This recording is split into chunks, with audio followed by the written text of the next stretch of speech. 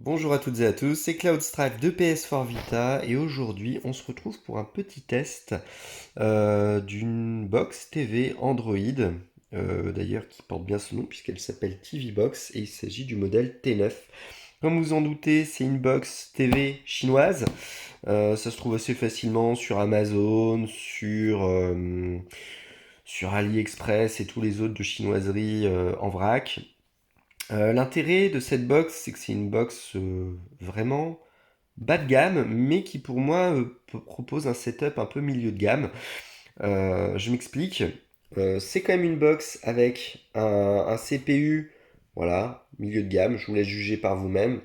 Cortex A53, c'est pas fou, mais ça fait tourner Android 9 sans problème.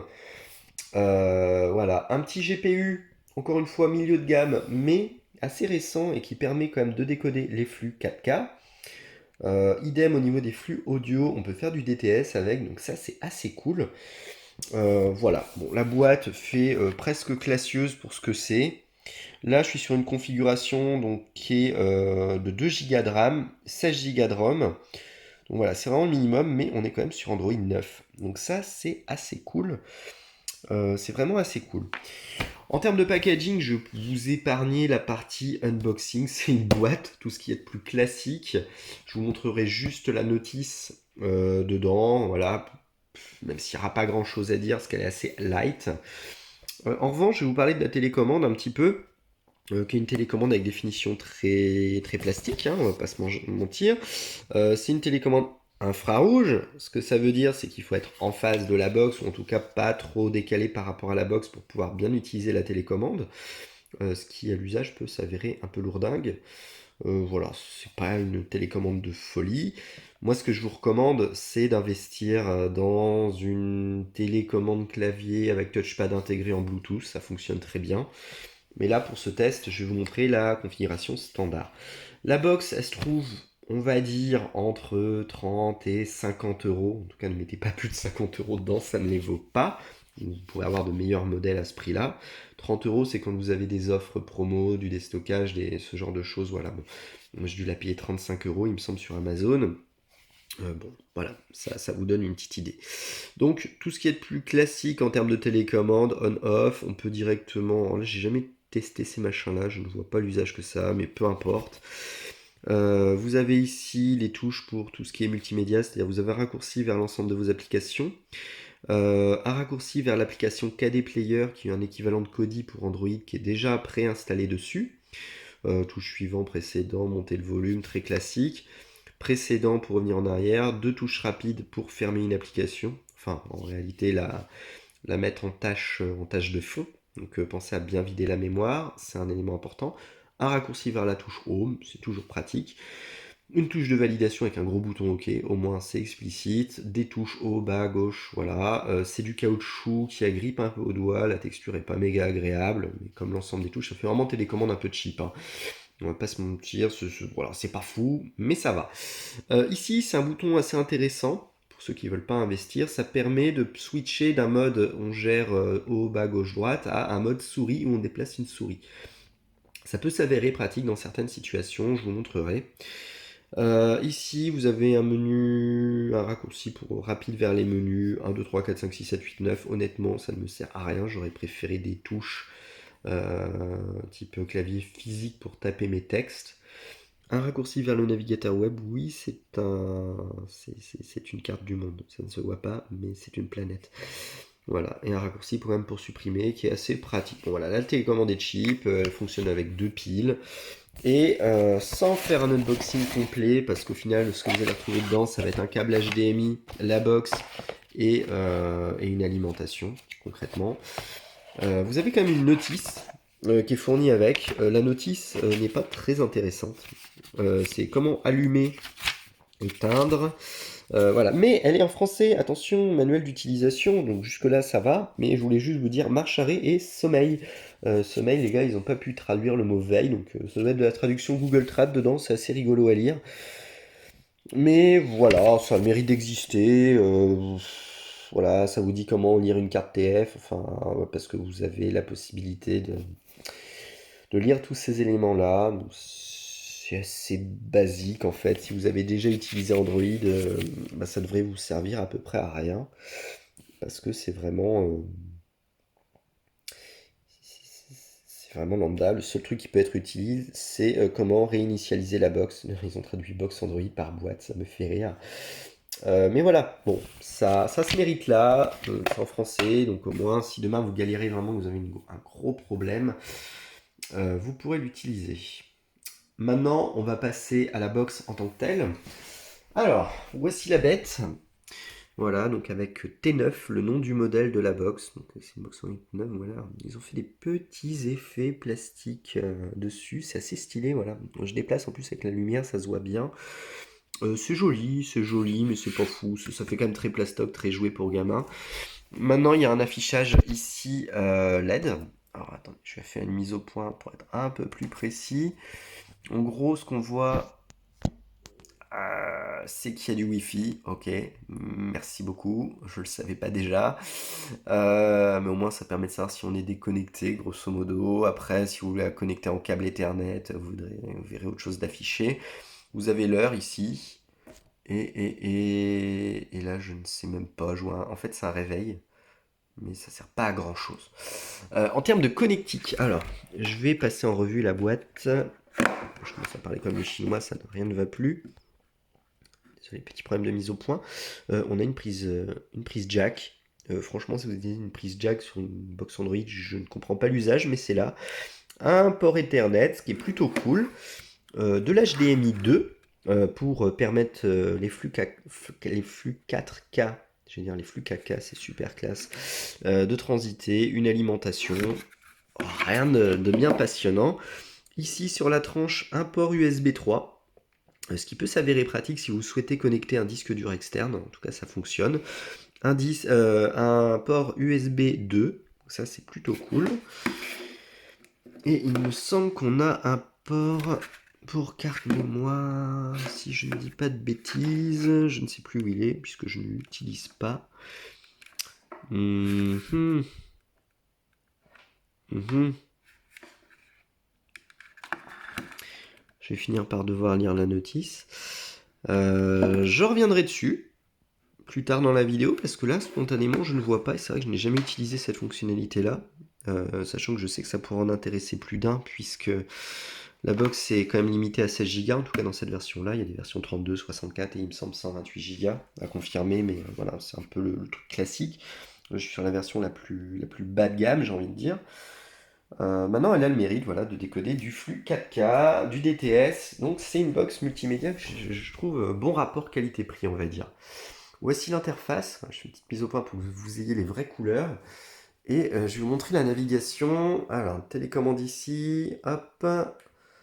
Et en fait, on se déplace de grand bloc en grand bloc. Donc, l'interface n'est pas personnalisable. Si vous posez la question, vous avez accès directement à vos fichiers ici. Navigateur web ici, mais je vous conseille d'en intégrer un autre. La seule partie personnalisable, c'est ici où vous pouvez mettre des raccourcis en fait qui sont dans vos apps que vous avez installés depuis le Play Store. Je rappelle, c'est Android 9.0. Voilà, donc là j'ai mis des raccourcis vers VLC et vers des éléments de mon NAS, grosso modo. Dans la partie vidéo, vous avez KD Player. Alors, je refais la petite mise au point, voilà, qui est installé de base. Netflix, YouTube. Ouais, on peut en ajouter d'autres si vous souhaitez mettre d'autres players vidéo, voilà, ou d'autres plateformes de streaming. Que dire? Donc, si vous allez dans App, vous avez toutes les apps que vous avez installées. Il y a des apps préinstallées qui ne sont pas supprimables.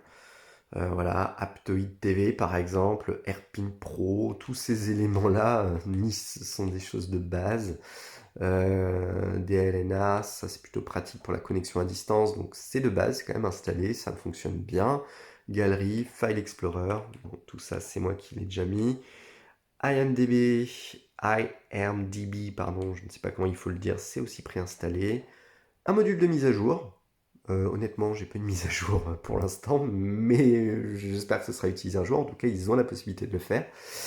Bon, elle a un player musical, Netflix, paramètres, Wi-Fi display, Amazon Prime Video qui est déjà installé. Voilà, un lecteur multimédia, rien de bien Voilà, rien de fou. Maintenant, ça existe. Alors, on va aller... Vous avez ici quand même un cleaner qui a assez de mémoire, vu que la mémoire est quand même limitée à 2 Go, ça permet d'optimiser assez rapidement la mémoire. Vous voyez que déjà Android 9 prend de base, sans application ouverte, 40% de la mémoire.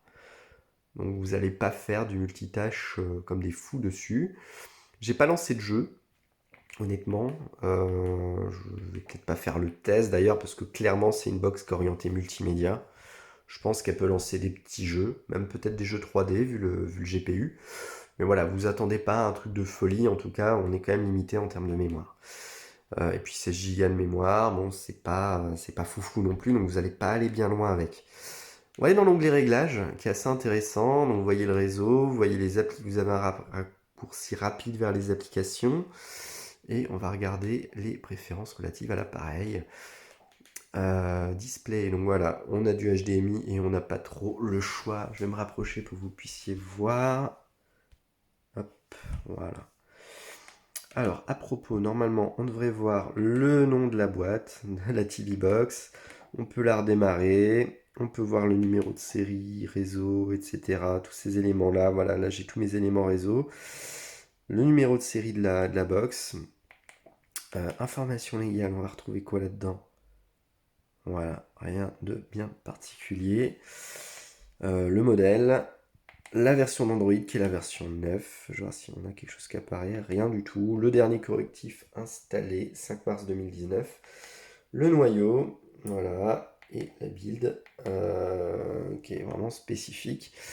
Dans les trucs intéressants, je passe vite toutes les fonctionnalités qui sont standards d'Android. Ils ont créé un onglet Advanced Setting, qui est en fait un onglet personnalisé, et dans lequel en fait on voit que le launcher, ce que vous voyez en fait en home avec les gros blocs, n'est pas personnalisable, mais on voit que potentiellement on pourrait en avoir d'autres. Je suis pas allé chercher sur le web s'il y en a d'autres, mais ça m'étonnerait pas qu'il y ait une communauté de modeurs qui en ait développé d'autres. En tout cas, je suis sûr qu'on en a la possibilité. Voilà dans les grandes lignes sur les paramètres de la box. Alors, rentrons dans le vif du sujet maintenant. On va aller directement. Je vais essayer de lancer VLC. Parce que j'ai connecté VLC à mon... Comment dire? Voilà, à mon NAS. Alors, est-ce que déjà il voit mon NAS? Ah, il est dessus. Ok, donc là je navigue de manière assez classique. Je vais aller dans vidéo. Je vais prendre quelque chose. Voilà, et là déjà je galère à naviguer dans le NAS. Je ne sais pas où je suis. Donc je vais passer en mode souris en appuyant ici.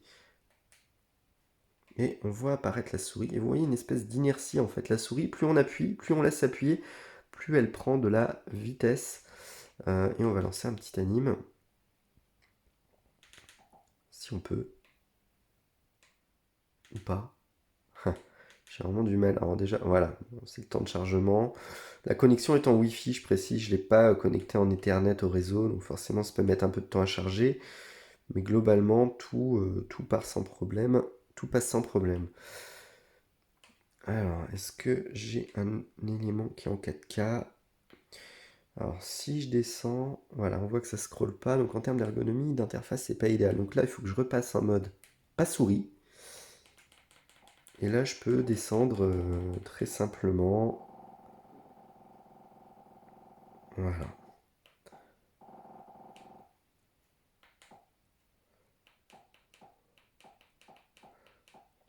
Et ça fonctionne plutôt bien, voilà, donc il n'y a pas de problème de navigation. Si demain je lance un élément, vous allez voir que ça va se lancer sans problème et que le lecteur, le player fonctionne plutôt bien.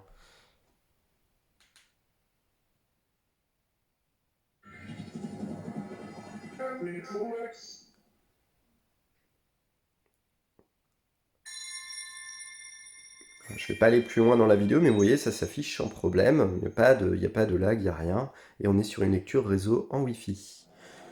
Et voilà, je vais arrêter ici pour aujourd'hui.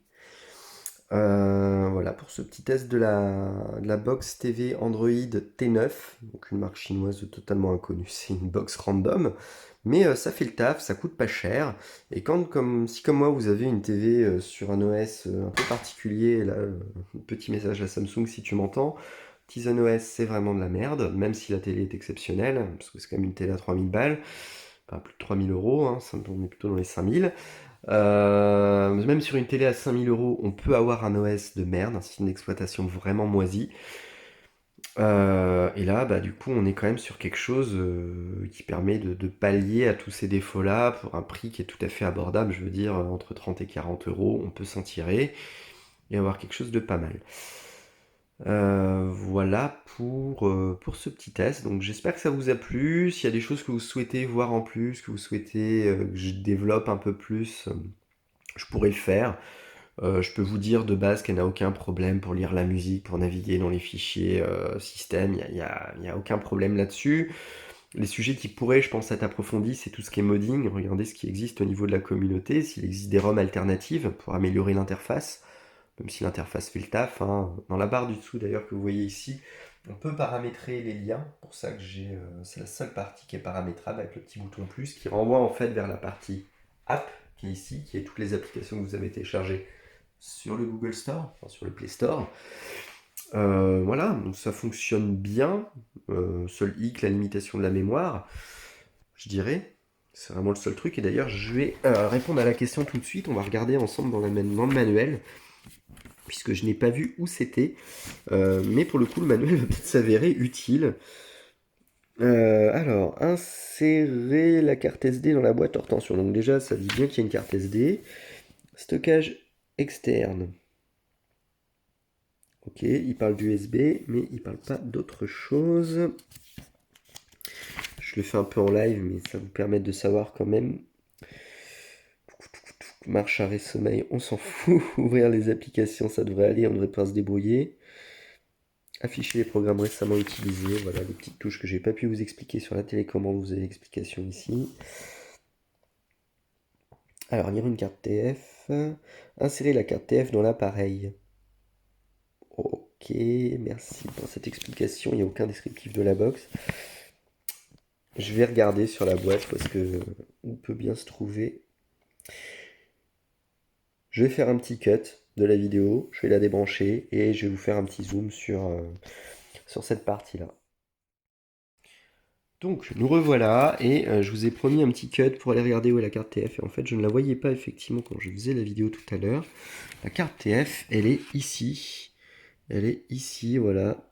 C'est écrit TF et en fait c'est le petit trou qui est là, donc c'est vrai que ça se voit pas spontanément, mais donc il y a bien on peut bien mettre des cartes micro SD à l'intérieur, il n'y a pas de problème.